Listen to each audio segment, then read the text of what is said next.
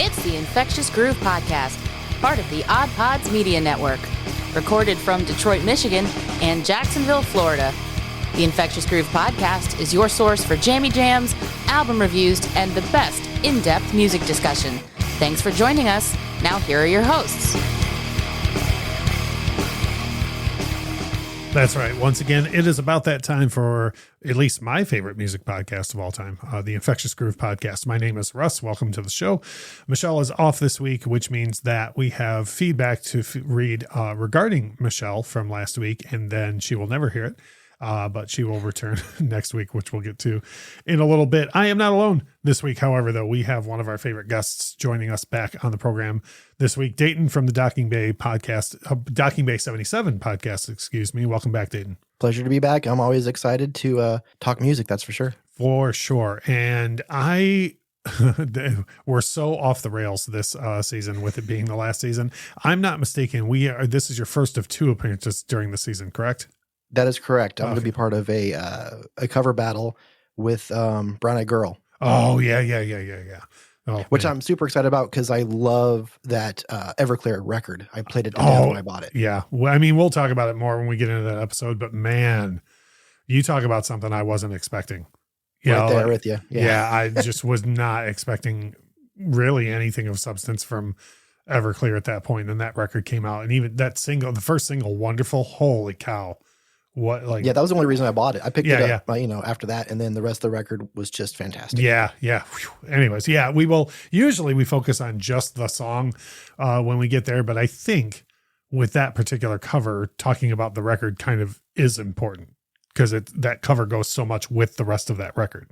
Yeah. Yeah. So anyways, didn't mean to do a whole bunch of foreshadowing, but if you enjoy the heck out of this episode, first of all, you can go over to your podcast provider and look for dockingbay77 to subscribe to their show, where Dayton and his crew do cover music, but they do more than music. They do some pop culture in general, movies, and so on. So if you've heard them on a show before and you haven't checked out a show, you definitely should do it now. And if this is your first time hearing Dayton through this episode and you want to hear more, go check out his show, and then he will circle back around to us before we call it a day on the audio portion of the Infectious Groove Podcast. Having said that, last week on the program, boy, it was Michelle being Michelle. Last week, we had an album review that was picked for us by an audience member who wanted us to take a look at what an album many people revere as a classic, Cake Fashion Nugget from the mid-90s. And Michelle gonna Michelle, and she did Michelle things all over the episode. So, of course, we have feedback to share. Feedback, Joe. Don't worry about that. Right. There's rock and roll be without feedback. So the first piece of feedback that we got last week kind of cracked me up a little bit. It said from John from over on the Beard Al podcast. He wrote in and said, you said you'd recommend this album to people so they don't think that 90s is all just Kurt Cobain complaining. So now they get to hear John McCrae complain with trumpets. Fair point. Our friends over at the Treble podcast wrote in and said, wow, Michelle and Russ were wrong. Usually it's just Michelle. And that was in reference to both Michelle and I in casual discussion without having looked anything up. We were both pretty sure that Short Skirt, Long Jacket would have had more listens than The Distance by Cake, which was the big single off of Fashion Nugget. Right. But on the spot, Michelle looked it up, and The Distance has 170 million listens, and Short Skirt Long Jacket has 100 million. Not that either of those numbers are anything to shake a stick at, but The Distance has, almost double. So was that a surprise to you, Dayton? Am I wrong? I feel like more people know Short Skirt Long Jacket than The Distance, but apparently I'm wrong. Honestly, I was more familiar with The Distance. It wasn't until we started watching Chuck that I was familiar with that one. And I'll be really honest, I can only take a little bit of Cake. Yeah, no, I hear that. I do, as much as I know you know this, and our listeners should too, but it's a running joke the way Michelle and I pick on each other. And I do get that record is an acquired taste. For me, and this sounds music snobbish, and again, our listeners should know I don't mean it that way. Cake is one of those things to me that either you get it or you don't. The first time you hear it, if you're like, yes, give me more of that. Or you're like, I'm set on that. You know what I mean? Well, yeah, it's like when The Distance would come on, I could listen to it, but it never made me go, I want to hear more. Right, you right. know? Yeah. So, but yeah, I don't hate on it, but it's definitely not it's not on a playlist I'm going to make. Right. I was going to say it's not something you reach for constantly. Sure. But yeah, with that point you made about Chuck, I think maybe I'm not even a huge Chuck fan. Like, I mean, I think I watched it all like via streaming or something, but maybe it's because I've seen so many episodes of that show and that song plays at the beginning. Maybe I've somehow convinced myself that must be the bigger hit. Right. So, my wife actually assigned that song as my text tone because we watched Chuck so much together. Oh, that's funny. And that was a fun show. That was definitely a fun show.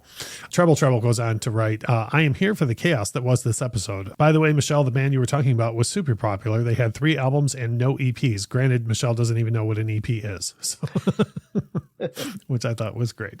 Our friend Garrett writes in and says, another classic episode. Russ's silence after Michelle complained about Spotify doing what she wanted it to do was pure gold, which is like, I didn't have a good response then, and I don't have a good response now, but like, I do like that it's not lost on our listeners that like this woman's complained about Spotify for 3 consecutive years during our Wrapped episodes.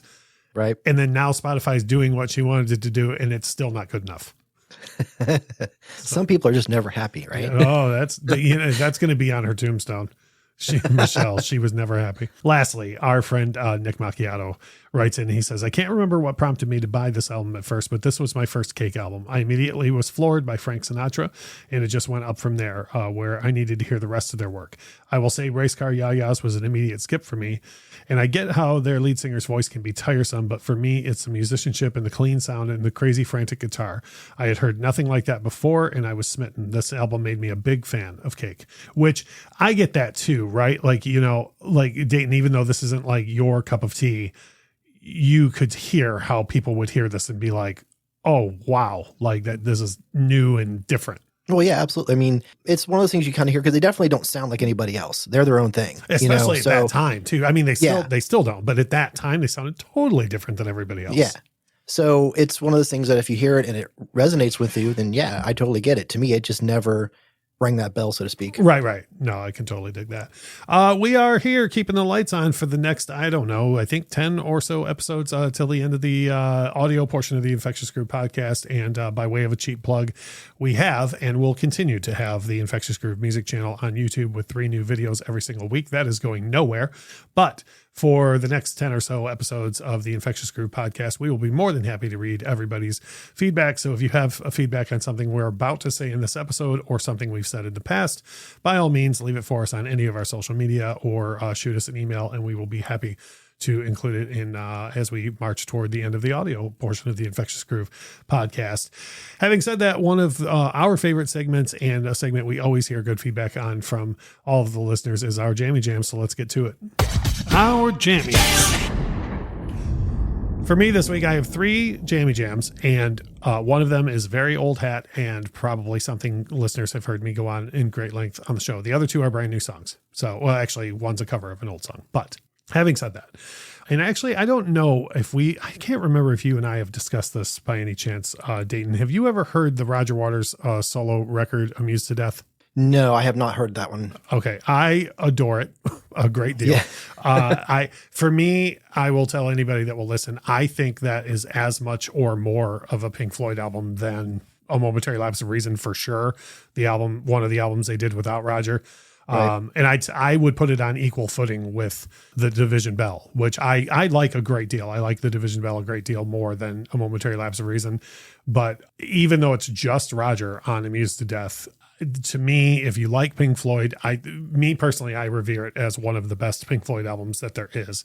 And it's not. It's a Roger Waters solo record. But Jeff Beck plays guitar on it, and it's probably one of his least known guitar cameos, for lack of a better term, guest spots.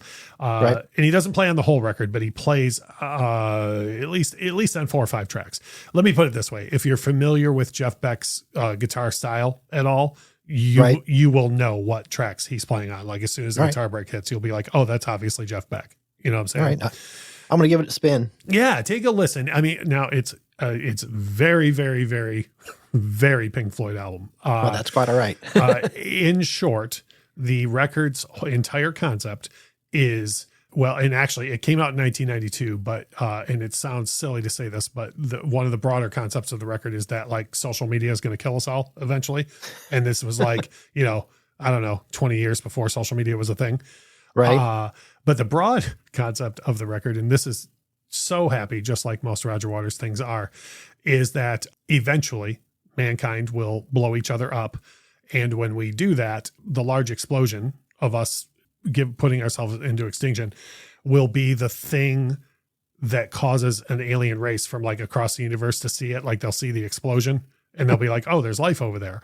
And they'll come out here and they'll do like a whole archaeologist type research on what they find, the remains of humanity. And they're, because of all of our TV screens and our communication devices and all that, the story of the human race will be like this alien race will decide that we amused ourselves to death. so like I say, that old chestnut, like that old Roger Waters, super happy. Just say, remember what we said earlier about some people never being happy? Yeah. 79 years old, man, and 79 years and never being happy. Right. But anyways, there is a cut on that record called 3 Wishes that I just love. And it's again, it's a very Roger Waters lyric, but Jeff Beck's guitar on it is beautiful. And Roger at the time shared some musicians in his band with Eric Clapton. So he has the two backup singers, P.P. Arnold and Katie Kassoon, who, if you know, like late 80s, early 90s Eric Clapton, right. Those would be the ladies that are always singing harmony and gang vocals and stuff with Clapton on his stuff at that time.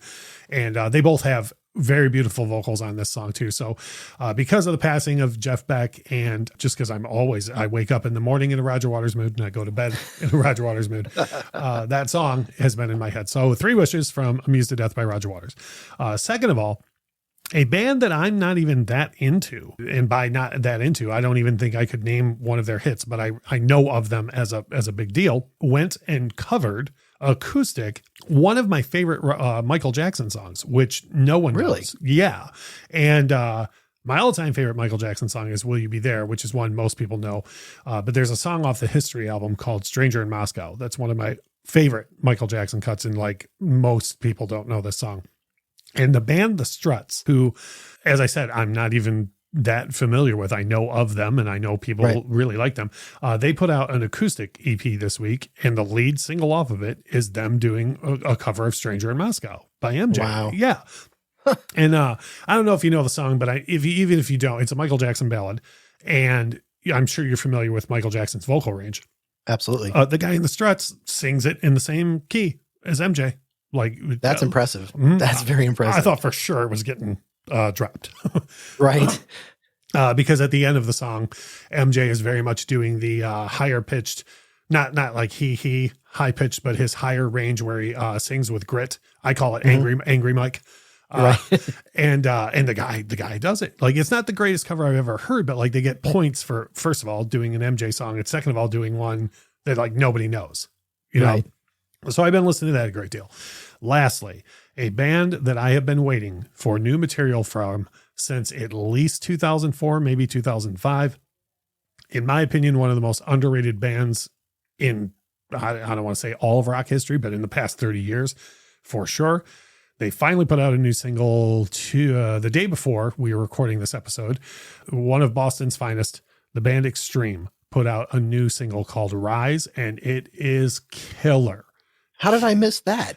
Well, they dropped it on a Wednesday.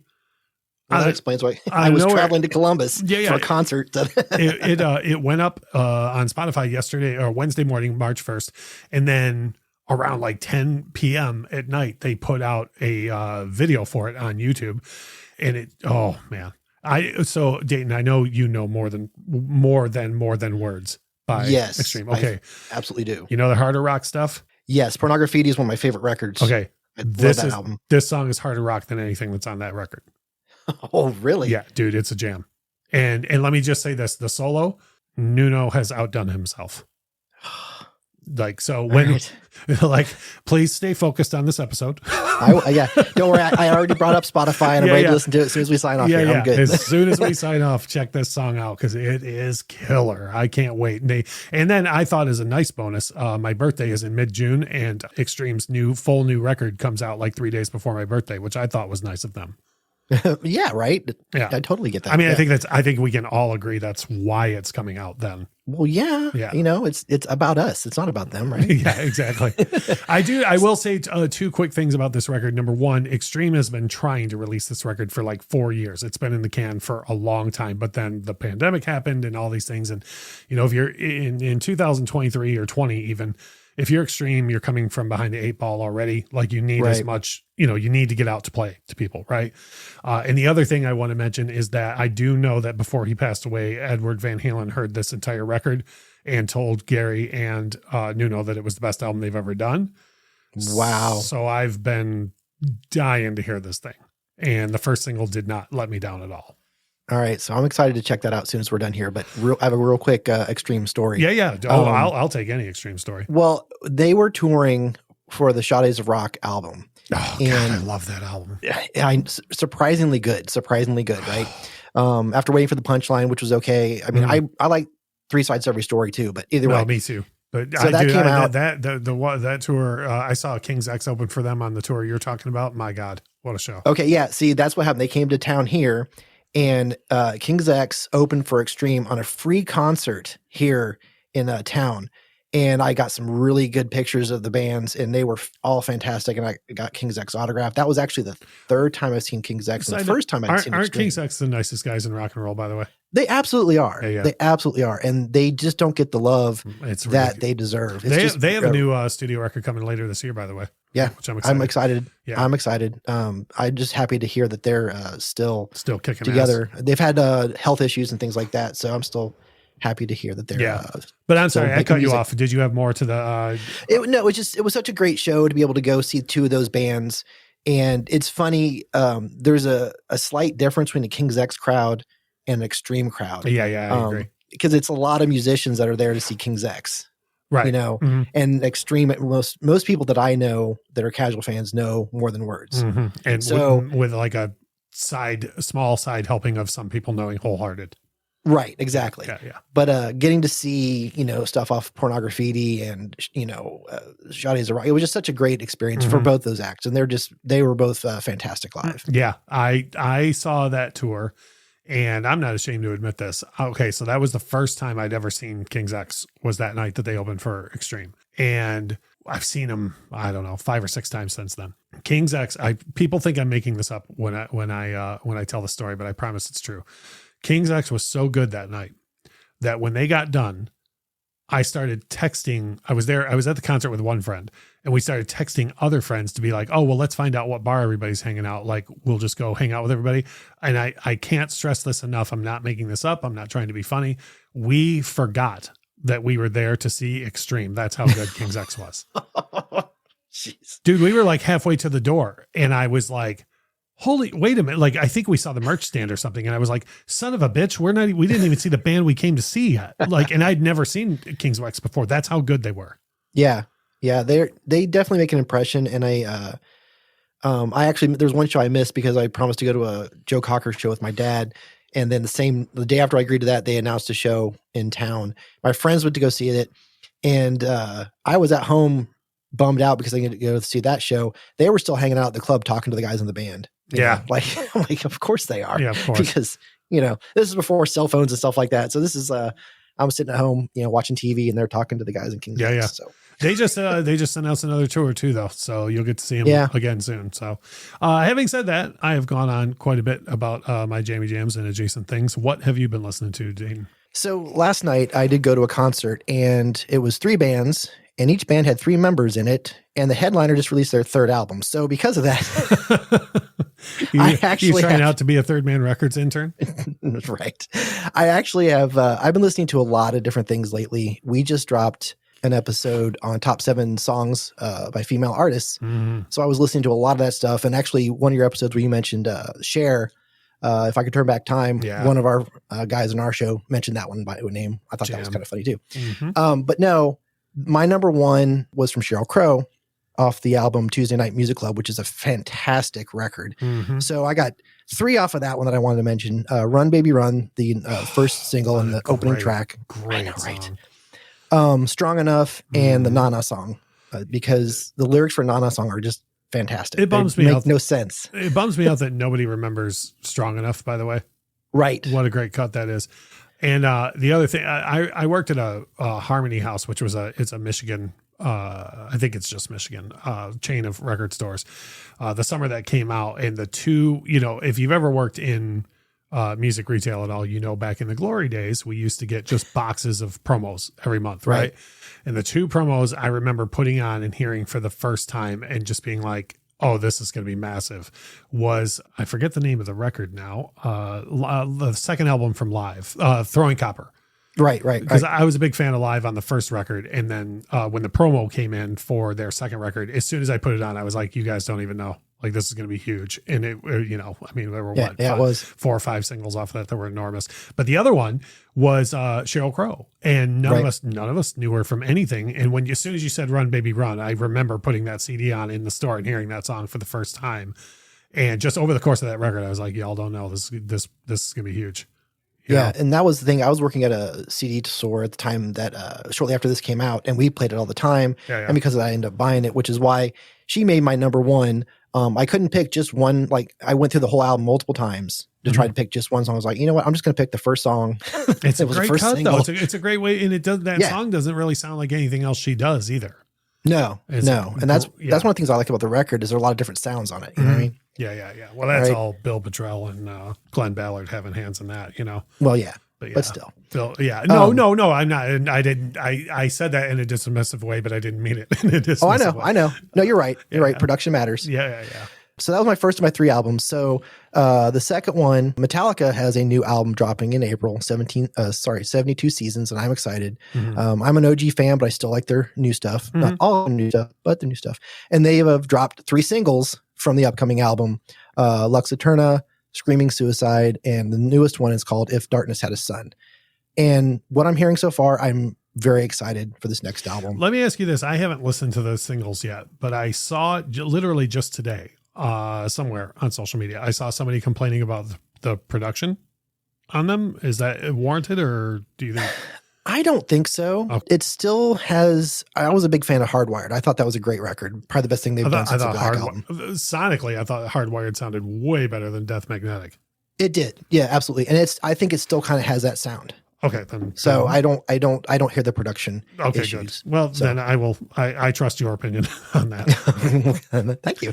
But yeah, these 3 singles so far, and each one of these, I'll have a little bit of a different sound to them. So I'm kind of liking that as well. Right on. So, but yeah, I'm excited for this one. So I've been listening to these on heavy rotation. So far, 2 things that totally go together: Metallica and Sheryl Crow. Right, of course. And then to sum it up is actually the band I went and saw last night, the Winery Dogs. Nice. They just released their 3rd album, and so the 3 tracks off of that one I want to mention are pretty much the 3 that are my favorites right now. Xanadu, which was our first single, which is just an absolute jam. It rocks. It's great. It really shows everything these 3 guys can do. And Breakthrough is another really good song, good melody. It's one of those things that until I started listening to Winery Dogs, I really wasn't all that familiar with Richie Kotzen as a guitar player. But man, listening to the records and then seeing him last night, he picks with his thumb. He doesn't use a pick. Dude, Kotzen's one of those cats that's so far beyond what most people know of him talent-wise. Oh, absolutely. And there's Paul Gilbert from Mr. Big is like that. Right. Kip Winger, of all people, is like 100 times more talented than people think that he is. I know. I know. That was, I know when we covered that, we covered their debut record, and that was one of the things we kept saying is like, he's so talented, but you don't hear it on this record. Right. You know what I mean? Yeah. So. But I'm sorry to circle back to what you're saying. I love when things like the Winery, because correct me if I'm wrong, Portnoy and Sheehan are in the, that's right. Yep. Okay. So you have 2 people who are revered for being virtuosos in their respective fields, Billy Sheehan on the bass and Mike Portnoy on the drums. And I love when somebody like Kotzen can leave such an impression to where you're like, oh man, that dude too, You know what I mean? Yeah. Yeah. Because it would be easy to get lost on stage with Mike Portnoy and Billy Sheehan. But man, he definitely held his own last night, and he's just fantastic. And a side note, he actually did an album with Adrian Smith from Iron Maiden that I picked up last year, right? Which is great too. But no, they were great, and I was so happy last night because they actually played my favorite track off the album, which is just called "Stars." Nice. And these guys are just great. And ever since when I heard about them coming, I was excited, and then I got the debut album. I'm like, oh, this is great. And when I heard this one was coming, I was like, okay, cool. And then they're coming to Columbus. I got to go see them. Yeah. So yeah, and fantastic record. And so Stars, Xanadu, and Breakthrough are I think the 3 best tracks on that record. Awesome. All right. Well, we will put a huge mix of stuff on the playlist this week. And I say, Dayton, that you can also count in Extreme's new single Rise as a pre-Jammy Jam. Oh, absolutely. That's going to be your that's the first thing I'm doing when we log off here. Right on. Yeah. So, everybody should know this, but we have the Infectious Groove podcast playlist on Spotify. So we're going to have a really good mix of different stuff on that playlist this week, which is going to be super cool. I love when we have a lot of diversity on there, and for people to hear, who knows, somebody might even be a Struts fan and this will be the first time they hear Stranger in Moscow, or conversely, an MJ fan might be like, wow, I'd never heard of this band. And here they are doing a decent job on, this MJ song. So, and then we have a ton of diversity from what you have as well. So we will have all of that on the playlist. I neglected to mention at the beginning of the episode what we're going to discuss in the second half, because I was excited to get into this one. And we are going to discuss each of our top 5 soundtracks of all time in the second half of the episode here. So we're going to take a quick break. When we get back, basically we're going to do kind of a round robin thing, just go through each of our top 5, why we like them, and then have the other comment on them, and it should be fun. So Dayton and I are going to take a quick break, pay some bills with some commercials, and we'll be back with our top 5 soundtracks of all time in a minute. You're listening to the Infectious Groove Podcast on the Odd Pods Media Network.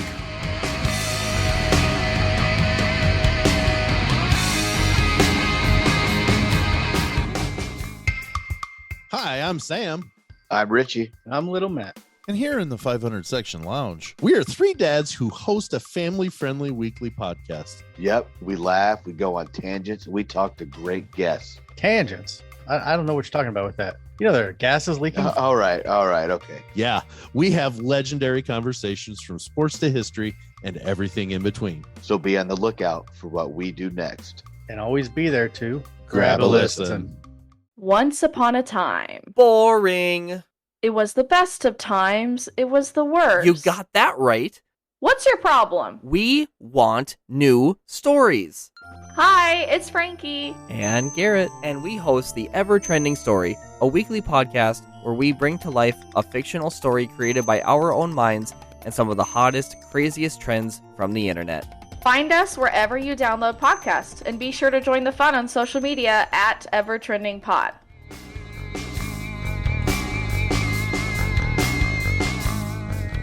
We are back. It's Russ from the Infectious Groove Podcast, and I'm not alone this week. I have one of our favorite returning guests, Dayton from the Docking Bay 77 podcast, where they talk about everything, including music, movies, a little bit of pop culture, all the way across the board.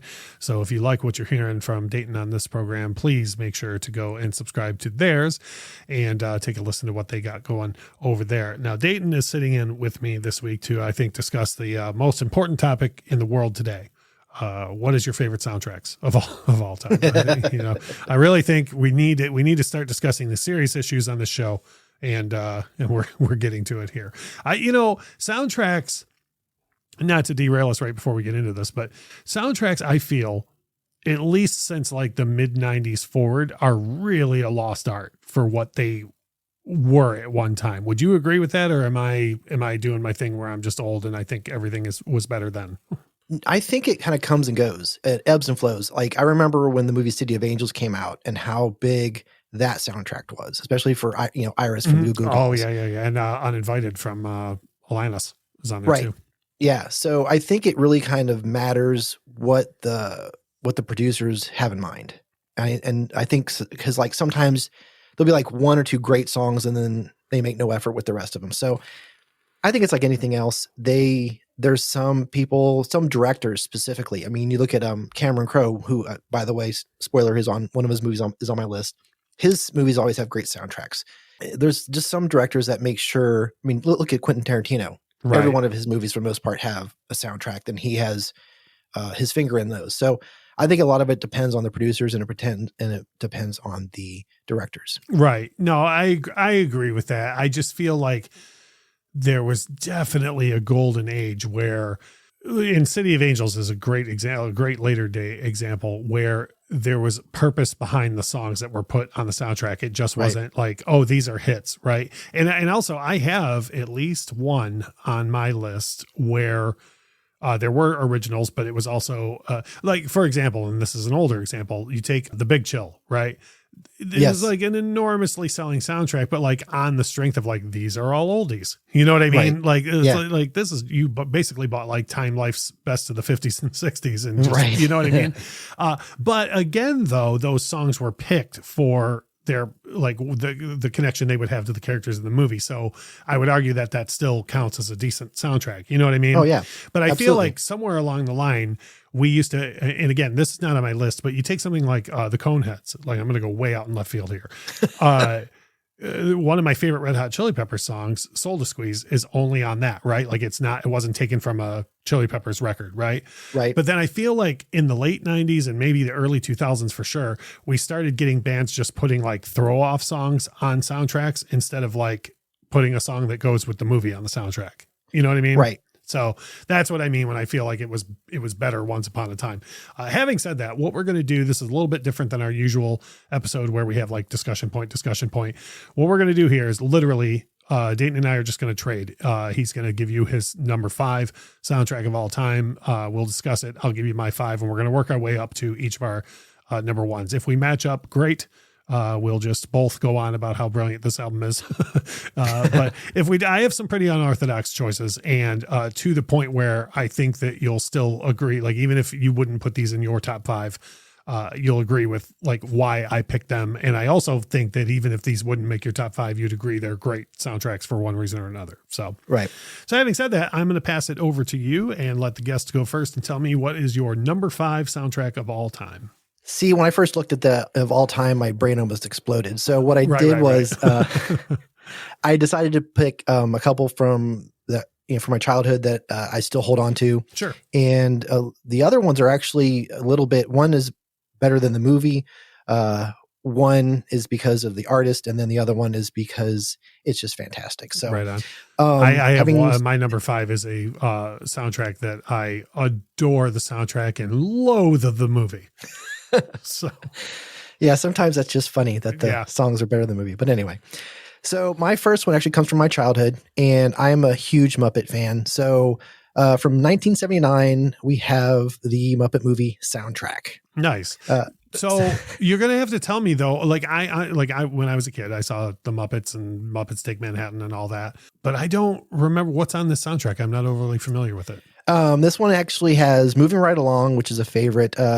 Can You Picture That, which is sung by the Electric Mayhem, one of my favorite tracks on there. And of course, Rainbow Connection, probably the most famous song from the Muppets. And that will be played at my funeral, by the way. Yeah, that's such a great song.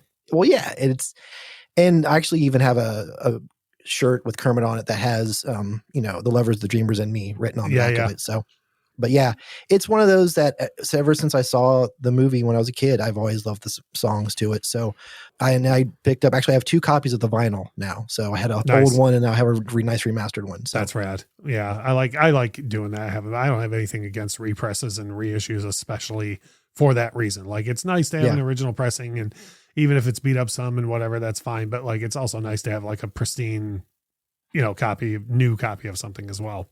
Oh, absolutely. My number 5 is a soundtrack that I adore for several reasons, and a movie that I did not see as a kid because of the title of the movie. My parents would not let me go see it. And for whatever reason, it was okay for us to own the soundtrack, but we couldn't go see the movie. And I didn't watch the film until within the past 10 years. I don't have an exact date, but within the last 10 years. And I don't know what the runtime is. Let's say it's 90 minutes. For all 90 minutes, I kept waiting for the movie to get as good as I'd always heard that it was. And it never happened. And I'm quite angry that I spent however long the movie is watching it. and that is Dirty Dancing. The movie is awful. It's probably one of the worst movies I've ever seen in my whole life. And it's, I like when I finally watched it, I was like, I can't believe I waited my whole life to watch this movie. Having said that, the soundtrack is a work of art. Yes. So you have, and again, this is what I was talking about with the reference to The Big Chill, where, yeah, you've got some oldies on here, but you've got some great new cuts, man. Like Time of My Life with Jennifer Warnes and Bill Medley. Yeah. Jam. I'm not a big fan of that song. But, sorry. but like, but I see the point. But yes. you see what I'm saying though? Like, I mean, from a memories standpoint, you know, and then Hungry Eyes by Eric Carmen. Oh, right. Love it. Right. Love it. Like if you're going to talk to me about like sugary 80s pop, I'm going to throw Hungry Eyes into that discussion like immediately, you know? But then as far as some oldies on there, man, Be My Baby, Stay, Do You Love Me? Love Is Strange. That I think that soundtrack was the first time I ever heard that wicked guitar in Love Is Strange. Oh, so yeah, mega loathe the movie Dirty Dancing, but I absolutely love it. Now, where do you stand on that soundtrack though? What do you think? Well, I actually do love the soundtrack, and you know, full disclosure, I own the movie. I don't hate it. You know, I actually do enjoy it. I'm not ashamed to admit it. I don't know what I'm doing wrong. People love this movie, and I just maybe it's user error. Well, I think a little bit of it. Sometimes the movie just gets built up, and it just doesn't hold up to expectations. But it's not for everyone. I know some people that hate it too. So you're definitely not alone. But I love the soundtrack, and I love the fact that they released a second soundtrack because there was so much music in the movie that they couldn't get it on one release. So that's great. It's funny that you mentioned that because when I was teetering between putting this in my 5 or not, and I had to go back and double check and make sure that I wasn't remembering a bunch of great songs from the more Dirty Dancing soundtrack, right? You know, like I was like, it doesn't really count if I'm calling it 2 different ones at number 5, right? So I made sure that the songs that I was thinking of were all on the first volume. But yeah, I remember that when I was a kid that was like so popular. They were like, also, here's a second one. Right. So, well, yeah. I mean, it was a number 1 seller, so of course you're going to put out another one. Yeah, I know. They're like, we can license more songs for sure, and put the same logo on the cover, and just if nothing else, we'll trick people into buying 2. So, having said that, cool. We've both got totally diverse and different picks, but it's funny. I think it's funny that both of our number 5s are pretty much sentimental picks. Oh, absolutely. Yeah. What do you got in at number 4 for you? Okay, so this one is all because of the music. Well, that's not completely true. When I was young, this movie was really cool because of all of the animated violence and animated nudity, but it's really the music. Yeah. No, go on, preach. It's the music that stayed with me, and so much so that I bought the vinyl and I got the DVD of the movie after you couldn't get it for so long because of music rights and everything else. I'm referring to the 1981 animated feature film Heavy Metal, based on the magazine of the same name. I mean, come on. You've got Black Sabbath, Don Felder, Sammy Hagar, Devo, Journey, Cheap Trick. I mean, holy crap. I mean, and it's not like there's a bad song on there. No. And so I'm like, I remember watching the movie going, the animation is cool, but man, this soundtrack is awesome, you know? So I'm sure that you've seen the movie High Fidelity, and there's a line in it where Jack Black says, God damn it, that was so good. That should have been mine. Like, I'm so mad at myself right now that this didn't cross my mind. To have on my top 5. God damn it, what a great soundtrack that is. Well, I remember, especially when I worked at Suncoast, for the longest time, you couldn't get the movie to buy because of the music rights. Yeah, because of the rights. Yeah, when they finally figured it out, it was a big deal when it came out. And for the longest time, I had a copy that was taped off of HBO or whatever. Mm-hmm. And then, as soon as I was actually at a record store, they had the nice original pressing of the vinyl. I'm like, I will take that, please. Yeah, you're like, you're coming with me. It's funny because as a kid, I didn't know of the soundtrack at all. And I'd always kind of heard of the movie, but like you said, because it was out of print, I never saw it. Right. And then when I bought it sight unseen, when the DVD finally came out, because I was like, oh, this is the thing, that I've heard so much about. Oh, yeah. And I remember watching the movie and being like, Jesus Christ, this would make the best soundtrack ever.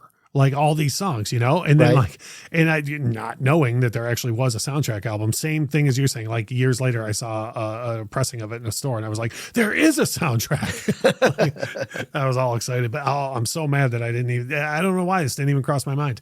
for this. But yeah, like the greats that you mentioned are all just chilling there on a soundtrack together.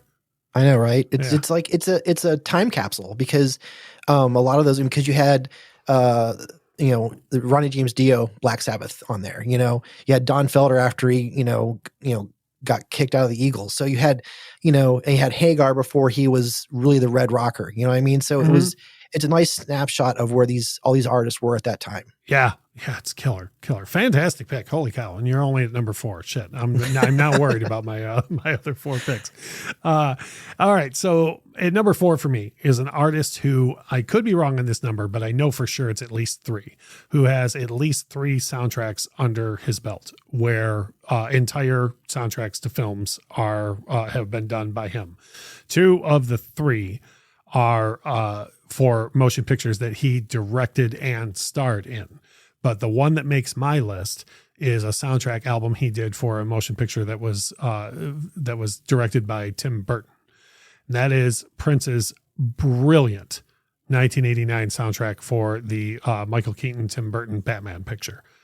I have that on my shelf too. This is on your list? It's on my shelf. Okay. I didn't put it on my list, but I do have it. It is so killer. The other 2 soundtracks, by the way, that he did, and some would argue that these could be better in a way than this. For me, they're not, for different reasons, which I'll go into in a second. But the soundtrack to Purple Rain, of course, is brilliant. And then the other one, and not a lot of people realize that this is a soundtrack, but Prince has a brilliant album. Prince and the Revolution have a brilliant album called Parade that actually serves as the soundtrack to the black and white comedy that Prince made called Under the Cherry Moon. And I think that album is brilliant as well. But there's just something about that Batman soundtrack that for me is it's in a different category than Purple Rain. And maybe it's because, Prince isn't in the film.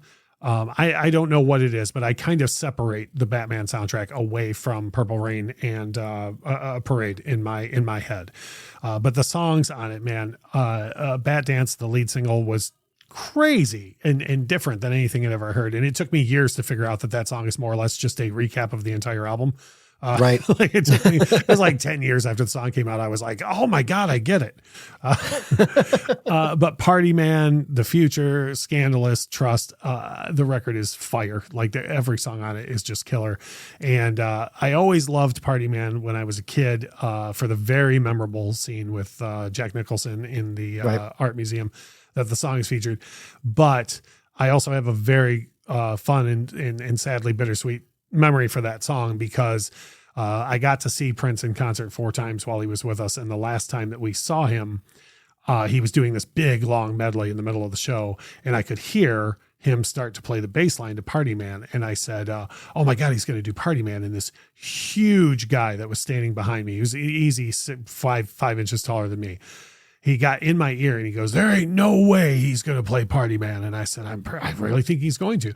So when he hit the lyrics for the All Hail New King and the full horn section's going, this dude put his arms around me and started jumping up and down and took my whole body off of the ground like 4 or 5 times because he's just screaming the lyrics in my ear, and it's such a great memory. Total stranger. And such a great memory. But then every time I think about that, I also think about it's the last time, it was a year before we lost him, so It's one of those like bittersweet memories where it's awesome to think about. And then I'm like, oh yeah, that was the last time I got to see him, So you own this soundtrack. So I'm going to say, while it might not have made your top 5, what are your thoughts on this? Do you think I'm overselling this or you really like this record? Oh, no, you're not overselling it at all. It's a fantastic soundtrack. And I think a lot of it does have to do with that he was not in the movie. He was just focusing on the music. And I think that helps because whether you're, there's all these, well, not a lot of them. There's some directors that act in their movies and say, I'll never do that again. So I can't imagine what it's like to, like with Purple Rain, be in the movie and then have to worry about all the music. The whole entire focal point. Yeah. So no, it's a great record. And I did actually have the privilege of seeing him one time because I've never been a huge Prince fan, but my wife at the time wanted to go for her birthday. We went. You see him in concert, it's a whole different story. He's like, he's the tiniest man, but he ruled that stage and played to the whole venue, and it was fabulous. When about did you see him? This would have been mid-90s. Right on. So yeah, it was But yeah, he was great. He put on a fantastic show. It's until you see it for yourself. Like you said, you're not even a big Prince fan, but inside of one song, you're like, oh, I get it. Yeah. Like, yes, I get why people love this. Yeah. Yeah. But no, the soundtrack is great. It was, I mean, obviously I saw it at the store and I'm like, no, I'm getting this because I love the movie anyway. But yeah, it's a fantastic record. Yeah. It's, man, killer. All right. I am kind of scared at the next three you're going to have because you've had killer picks thus far, but it's fun. It's fun for me. And I'm not kidding when I say like, holy cow, I didn't even think of heavy metal, but things like that make me be like, oh crap, what's going to be ranked higher than heavy metal? So hit me with your number three. Well, actually my number three is mostly because I kind of felt for years, with the exception of heavy metal, for years in a lot of movies, there wasn't a lot of hard rock or metal featured in them. The occasional movie like The Wraith or Trick or Treat, but most of the time it was dance music or it was popular music or whatever. In the 90s, it became a lot of hip hop and rap, which is fantastic. It's, not necessarily my thing, but oh well. The main reason why my number three is because it's all hard rock, all, early 2000s bands that I liked. And this is the one that the soundtrack is way better than the movie. So from 2003, the not so good Marvel movie, Daredevil, starring Ben Affleck, Jennifer Garner, Colin Farrell, and Michael Clark Duncan. By the way, the Netflix series is so much better. Yeah. I've always heard the movie was bad, and I'm not a huge comic book guy. So I haven't seen a lot of Marvel stuff, but someone told me like, I know you always heard the movie was bad, but you should watch the Netflix series. It's really good. And I was all in on that show. I thought it was great. Yeah. The Netflix series was amazing, but no, I mean, when you're watching the movie and the soundtrack, I mean, it's just great. You have The Calling, Fuel, Saliva, Seether, Nickelback, Drowning Pool, Moby. Evanescence has 2 tracks on there, which were both huge hits. Of course, nice. Bring Me to Life and My Immortal. I mean, it's just Hoobastank. And I was like, I'm watching the movie going, the movie's not great, but man, the soundtrack is fantastic. I'll tell you what, dude, you mentioned some big early 90s or early 2000s names in there. I have not heard The Calling in ages. What a cool band, man. They were only around for 10 minutes, but they were great. Yeah. And then yeah, they were. And it's one of the reasons why, you pick up the soundtrack and you do what? No, I was just saying, I know you had other points you wanted to make about the soundtrack. But what a great band. Well, yeah, they were. And it's, I mean, especially when you look at what Evanescence would go on to do with their debut album, The Fallen, and this soundtrack. And you're watching the movie going, or whatever, but I'm still watching it because of the music. And then I was lucky enough to find a CD copy of it at Half Price Books for $1. There you go. So I'm like, okay, win-win. So yeah, it's one of those I play all the way through, and there's nothing on there I don't like. And like I said, for a long time, you didn't get a lot of hard rock or alternative, hard stuff in movies, and that whole movie is that way. So yeah, that's why it's a little higher up. And that's a good point. I'm going to go back to about a decade before you for my number 3 pick. And also, I wouldn't say this is a bad movie, but it's not a great movie. But the soundtrack is definitely hard rock and metal. And me personally, I think this is one of the most underrated soundtracks of all time. Might be why I put it up so high in my number 3 spot. But it's funny that earlier you mentioned that a lot of the 90s soundtracks were ruled by, like hip hop and R&B. And it was missing a lot of metal, because the soundtrack that I'm about to talk about had a mashup of rock and R&B or rock and rap on every single track on the album. And that is, and actually it's late 90s. It's not even early 90s, but the soundtrack to Judgment Night. Yes. Which is, I was about ready to guess it. Yeah. It's I wouldn't say it's a bad movie. It's okay. It's very of its time. Let me put that, like, when you watch it, you could show that movie to an alien and they'd be like, this was filmed in the 90s, like it's a very of its time film. However, on the soundtrack, you have things like Living Colour teaming up with Run DMC, De La Soul with Teenage Fan Club, which happens to be my favorite track on the record. It's a track called Fallen, and the Fallen that's in the chorus, every time you hear the word Fallen, it's a sample of Tom Petty from Free Fallin'. Right. So I always thought that sample was cool. Faith No More with the Booyah Tribe, Pearl Jam with Cypress Hill, which, like, whoever thought they'd hear those 2 names in the same sentence, It just for how and I'm not even saying every one of these songs is the greatest song that these artists ever put out, but like the ambition to put something like that out, I thought was fantastic. Now, are you familiar at all with the movie or the soundtrack? Yeah, I've seen the movie once, and yeah, I'm familiar with the soundtrack, and it's a clever idea. You're taking artists that wouldn't necessarily go together and making it work. So yeah, that's a great call. I didn't even think about that one. Yeah, this is one that I think I really think I put it up so high, like at number 3, mostly on the, hey, this deserves more love. Like I'm trying to champion this. If nothing else, I might even put that song on the playlist, the De La Soul Teenage Fan Club song, because I would imagine there's people that have no idea that these type of mashups even exist. Well, probably. Let alone this entire soundtrack of them, And we talked about how the song choices go with the movie. I know you said you only saw the movie once. I've seen it a couple of times, like via cable and stuff.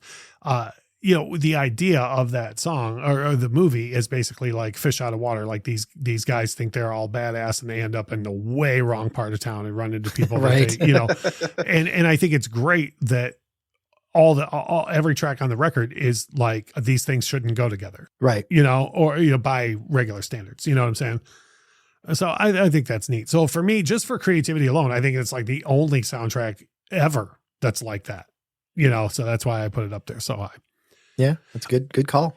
We are moving into our top 2, and I really feel like we're going to match up on at least one or two of these, one if not both. But who knows? We'll see. Going into your number 2 spot, what do you got? Okay, so I'm not a big fan of musicals. I mean, obviously, there's your classics like Sound of Music and things like that. All right, we're not going to match up on this one. Well, no, wait a minute.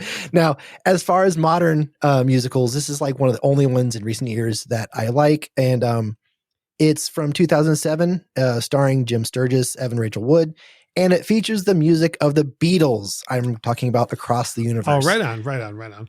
Yeah. So the cool thing about this is, all the actors, everybody in the movie playing a part does all their own singing, and they sing different versions of Beatles songs. Mm-hmm. And they actually do a very good job. Even Bono in there does a good job. And there's only one song in the entire soundtrack I'm not a fan of. Sorry, I got to step off on your slight at you too. Even Bono. Well, there's with U2, it's like either love the song or I hate it. Right. So there's no in between. Yeah. But there's only one song in the whole soundtrack that I'm not a fan of, and it's actually a Beatles song I don't necessarily like anyway. But it was such a great idea to tell a story using Beatles songs, and there's different. They change enough of them up at times, and enough of them sound very similar. But like I said, it's an entire soundtrack of the Beatles, so that's why it's way up there. And for originality idea. And it's a good movie too. So it hits on all levels for me. So that's why it's my number 2. I agree with that. And that's what I feel is an unorthodox choice, but I mean that in a good way, where that's another one where I was like, as soon as you said it, I was like, oh yeah, I don't know why, but that slipped my mind. But what you said about it being, this isn't just, well, like we talked about earlier, this isn't just The Big Chill, where they were like, hey, we're going to use some Beatles songs in a movie and just sell you the Beatles greatest hits, but with this movie on the cover. Right. I feel like the only way that's ever been done, at least as original, in my opinion, is the soundtrack to the Las Vegas show, Beatles Love. Okay, right. Where it's on that one, it's the original Beatles tracks, but they're manipulated in such a way that to me, it makes a new creative effort, right? Instead of just being like, here's these Beatles songs in a row, come watch people fly around to them, they Across the Universe, I think takes it one step further than that, where they're like, okay, we're going to completely make these things into a new thing. And like you say, tell the narrative of the movie with these lyrics. Right. Which I think is killer. Yeah. Moving on to number 2 for me. So we both have, you've got your number 2 in, I'm about to drop mine, and then we're both going to go on to what we think is our favorite soundtrack of all time. This one to me is Shooting Fish in a Barrel. I think this is one of the greatest soundtracks of all time. I think it's definitely in the discussion of greatest soundtracks of the 90s. This goes back to definitely brought back hard rock and even goth rock to the forefront. at the time. And again, bittersweet memories associated with this for me because I loved the film so much. I saw it, I'm not kidding, at least 20 times in the theater when it came out. But then you have the fact that we lost the main actor, you know. Yeah, I know where you're going. Yeah. I think the soundtrack to the first Crow movie is stunningly good. And this again, it goes to what we like the Cure song that's on here. This is not just a throw off song that the Cure was like, I don't know, just put that on there. Like this is a song that's meant to fit this film, you know? Right. Oh yeah. Even Big Empty by STP, which was not written for this film and was included on the second STP record. I can't hear that song without thinking of the Crow. No, totally. You know? Totally. And then, I've taken a considerable amount of crap about this in my personal life. I am not a fan of Joy Division at all. I kind of agree with you. Yeah. But then you take Nine Inch Nails covering Joy Division, doing the song Dead Souls, and it totally works on this soundtrack. And there's a ton of other stuff I'm leaving out as well. I don't want to keep going on about it, but I think this soundtrack is brilliant. It's when you hear those songs, you think of the movie. When you see the movie, you know those songs go with that scene. I just feel like it's that's what puts it in the discussion for one of the greatest soundtracks ever because it full service does its job for the movie. Yeah. We actually, back in October, we did an episode on the movie and one of the questions we had was like, which is your favorite track?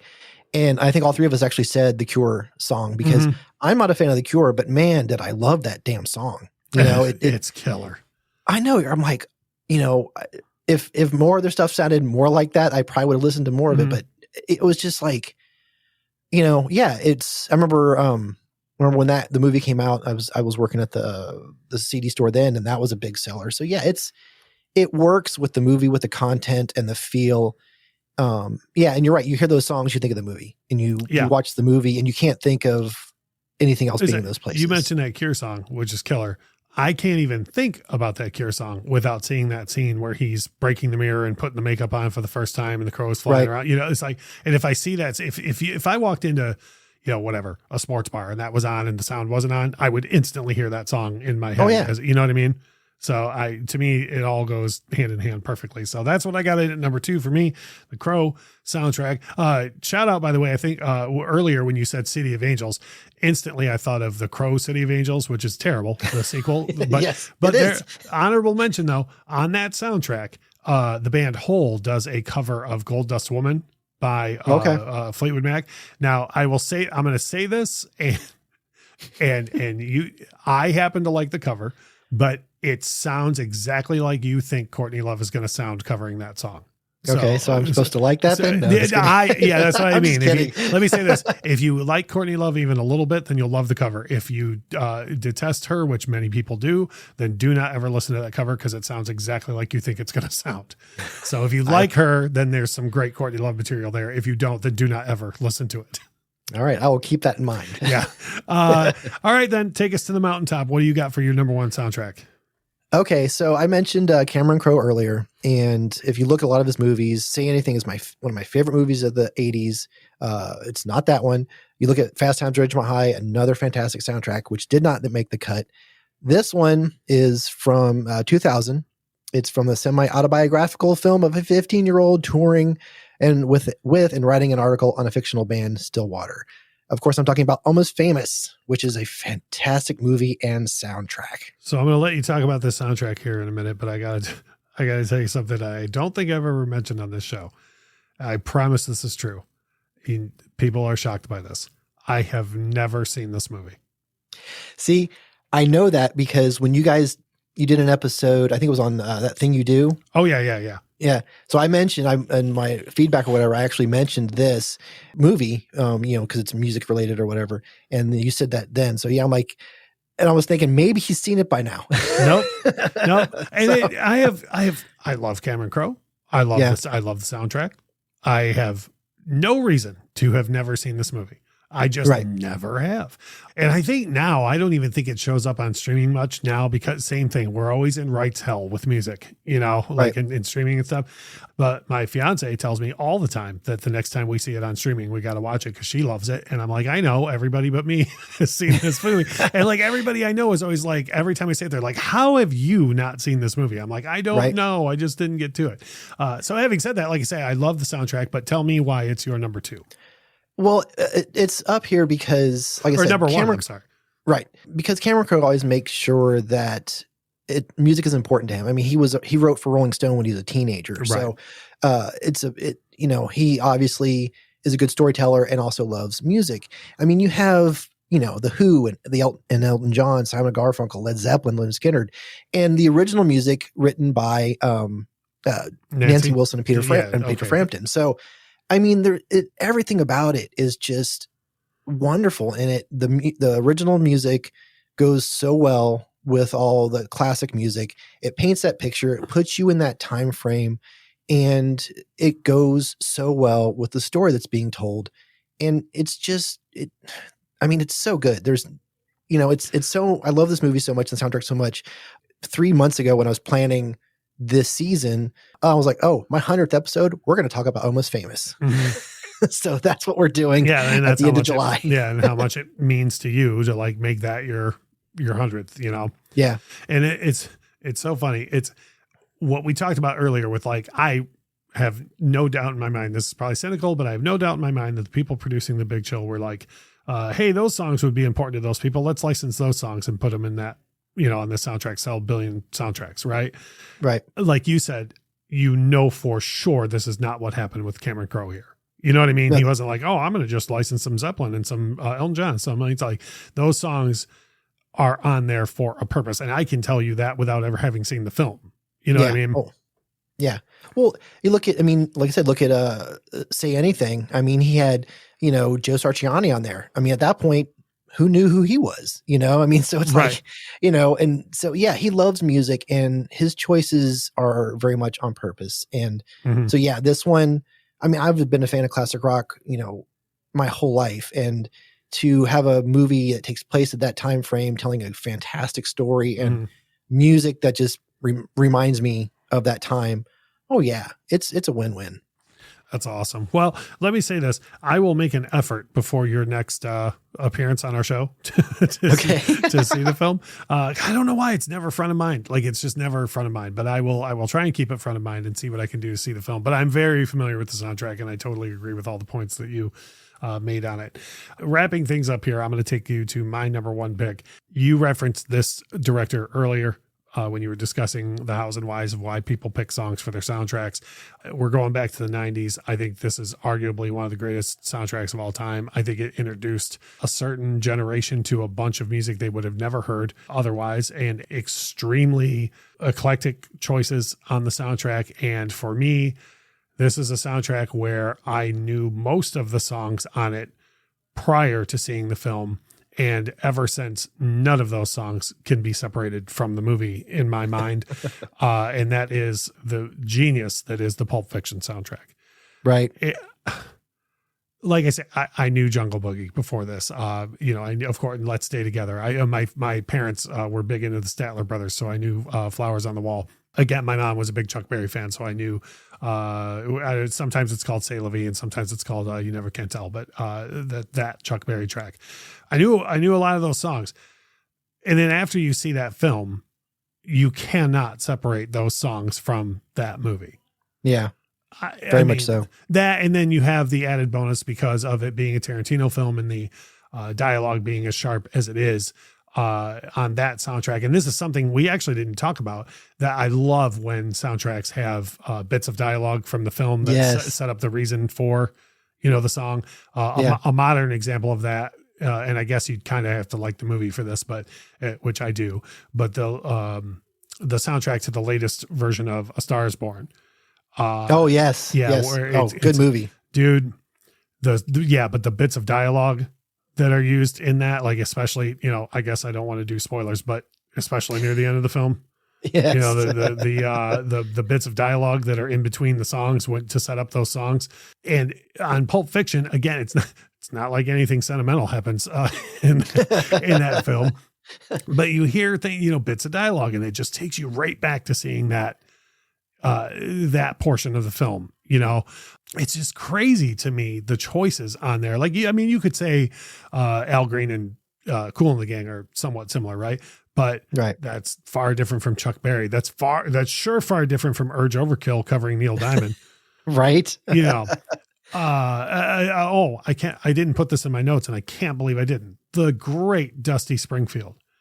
Oh, right. I would argue that Dusty Springfield's career received a huge revival just from that song being on that soundtrack and in such a pivotal scene of the movie. Oh, yeah, no doubt. Absolutely. Yeah. So to me, I mean, those are all great points for a soundtrack. I don't know where you stand on the motion picture itself or the soundtrack, but what do you think as far as this as a pick goes? I think it's a great pick. I'm one of those people that actually saw Tarantino's movies in order. I saw Reservoir Dogs, and the soundtrack for that is the same. Like, it has audio clips in it, and especially audio bits. I'm going to say it wrong, but the Stephen Billy's Sound of the 70s. Yes. Right, yeah. Just Stephen Wright as the DJ killer. I can't hear Stuck in the Middle with You. I know. Without being, I know, Sound right? of the 70s. But so you saw the films in order. Yeah, so I remember when Pulp Fiction came out, and everybody made such a huge deal about it. And yeah, I knew a lot of the songs, and it's one of those that a lot of them on there weren't my jam at the time, and I've tried to embrace more stuff as I got older. So it's resonated more with me in recent years. But yeah, it's a fantastic pick because, like, I mentioned earlier, Tarantino really puts an effort in the music that appears in his movies, and it's important to him, and you can see his fingerprints all over that movie. Oh yeah. Like, even at the beginning where I forget what the name of the actual song is, the very first song you hear in the film, where the surf rock song that kicks off when the credits start, and then yeah, but everyone listening knows it's in my head, and I can't think of what it's called. It's there. Don't worry, everybody listening is doing the same thing right now. I'm sure every listener is picking up their phone, being like, "I got to look on Spotify and see what the name of the song is." But I just love that even that you hear the radio dial change, and it just switches over to Jungle Boogie, and it took me 3 or 4 views of the movie before I was like, "Oh, they're kind of telling you, like, okay, watch out, this is gonna be pretty disjointed."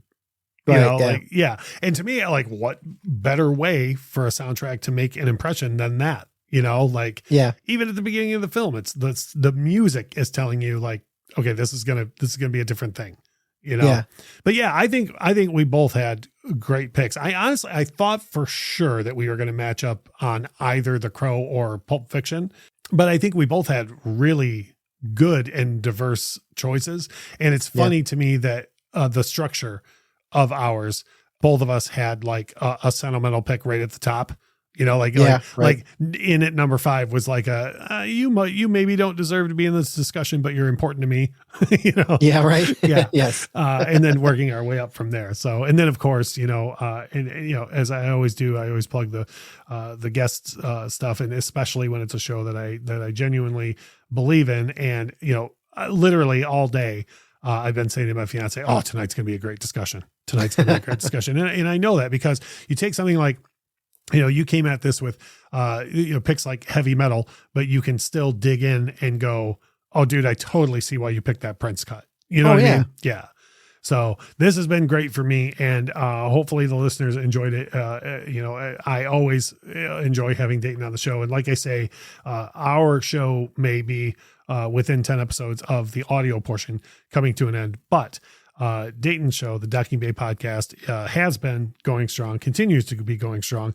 And he's so much better at planning than I am that he's got his plan out for his 100th episode coming up in July. And if you were screaming at your podcast player when I was going on about how I hadn't seen Almost Famous and how dumb I am for that, well, guess what? If you subscribe to Dayton's show, you're going to hear people who know what they're talking about discuss that film.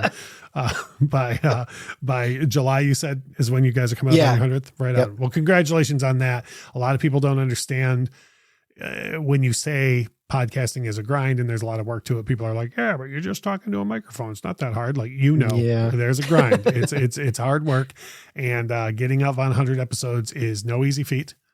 So congratulations, or pre-congratulations on that.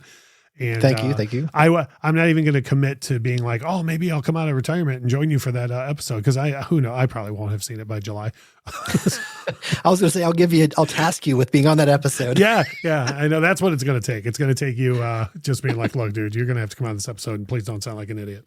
So, having said that, we are going to wrap things up on this discussion, and we have, sometimes when I look ahead and I'm like, next week could be, I don't know. We'll try and make that a good episode. Then sometimes I look at ones and I go, oh boy, this is going to be some shit.